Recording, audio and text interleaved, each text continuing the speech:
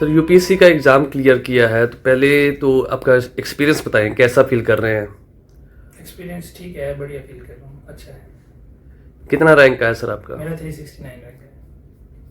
इससे पहले भी सर कई अटेम्प्ट कर चुके इससे हैं? पहले ये मेरा 5th अटेम्प्ट था। तो किस तरह की प्लानिंग या तैयारी थी एग्ज़ाम को लेकर आपकी? इस एग्ज़ाम को लेके प्लानिंग, हाँ, ये पूरा स्ट्रेटेजी का एग्ज़ाम तो है। देखो, अगर स्ट्रेटेजी ना बनाओ, क्योंकि शुरू में जैसे मेरा पहले अटेम्प्ट में प्रिलिमिनरी रुक गया था, सेकंड अटेम्प्ट में मेरा मेंस रुका 10-12 नंबर से।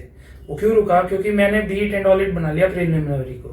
पूरा फोकस था प्रीलिम्स निकालना है, प्रीलिम्स निकालना है। निकल गया, फिर पता नहीं क्या करना है अब, ये तो थोड़ा इशू इसमें आ गया था। अगर बंदा, मैं तो ये कहूँगा प्रीलिम्स तब दो जब आपकी मेंस की तैयारी हो। अपना ऑप्शनल तैयार करो अच्छे से, क्योंकि 500 नंबर का ऑप्शनल है 1750 के रिटर्न में से। ये है तो टफ एग्ज़ाम होता है? एग्जाम तो टफ एलेबोरेट सा एग्जाम है, टायरिंग प्रोसेस है, टफ एज सच नहीं है। क्योंकि आप देखोगे नंबर 50% नंबर पे तो टॉप रैंकर से आ जाते हैं। तो किस तरह की आपने तैयारी की?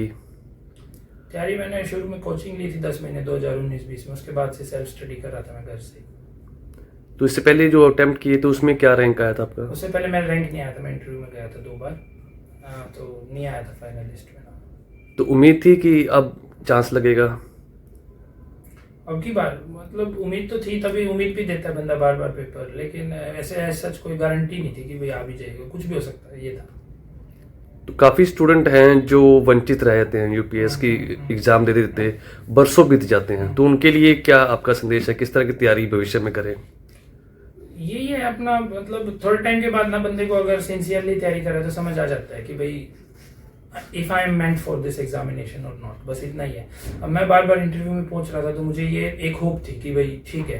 कई बार ऐसे भी मेरे फ्रेंड्स हैं, काफी इंटेलिजेंट है, अच्छे हैं, लेकिन किसी एक स्टेज पे जाके रुक जाते हैं। अगर आप अफोर्ड कर सकते हो, क्योंकि सबकी फाइनेंशियल कंडीशंस सबका अलग अलग है सिस्टम, तो आप लगे रहो इसमें और आपको करना ही है। मोटिवेशन बहुत जरूरी है इस पेपर में मेनली, तो क्योंकि बहुत बड़ा प्रोसेस है। एक बार लिस्ट में नाम नहीं आया फिर अगले साल तक बात जाती है। तो एग्ज़ाम का रिजल्ट आने के बाद दोस्तों, मित्रों, परिवार में क्या किस तरह का माहौल है? खुश हैं सब। फ़ोन करके बधाई दे रहे हैं? हाँ बिल्कुल। सर यूपीएससी का एग्ज़ाम क्लियर किया है तो पहले तो आपका एक्सपीरियंस बताएं, कैसा फील कर रहे हैं? एक्सपीरियंस ठीक है, बढ़िया फील कर रहा हूँ, अच्छा है। कितना रैंक आया सर आपका? मेरा 369 रैंक है। इससे पहले भी सर कई अटेम्प्ट कर चुके इससे हैं? पहले ये मेरा 5th अटेम्प्ट था। तो किस तरह की प्लानिंग या तैयारी थी एग्ज़ाम को लेकर आपकी?